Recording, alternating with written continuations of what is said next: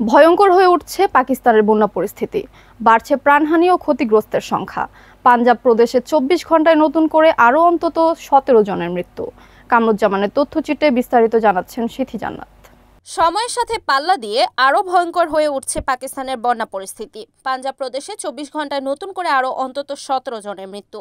এখন পর্যন্ত পানিতে তলিয়েছে ১,৫০০-এরও বেশি গ্রাম। ক্ষতিগ্রস্ত ১০ লাখেরও বেশি মানুষ। প্রাদেশিক দুর্যোগ ব্যবস্থাপনা কর্তৃপক্ষ জানিয়েছে, একদিনে উদ্ধার করা হয়েছে হাজার খানেক দুর্গতকে। ক্ষতিগ্রস্তদের অর্থ সহায়তা দেওয়ার ঘোষণা দেওয়া হয়েছে। এদিকে বেড়েই চলছে চেনাব, ঝিলাম ও সুতলেজ নদীর পানির উচ্চতা।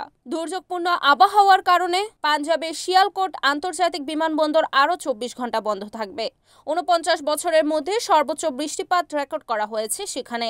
আগামী ২ সেপ্টেম্বর পর্যন্ত ভারী বৃষ্টিপাতের পূর্বাভাস দিয়েছে আবহাওয়া অধিদপ্তর। এটাকে ৪ দশকের মধ্যে সবচেয়ে ভয়াবহ বন্যা বলে অভিহিত করা হচ্ছে। জুনে বর্ষাকাল শুরু হওয়ার পর থেকে পাকিস্তানে বন্যায় প্রাণহানির সংখ্যা দাঁড়িয়েছে ৮১৯ জনে। এর অর্ধেকের মৃত্যু হয়েছে শুধু আগস্ট মাসেই।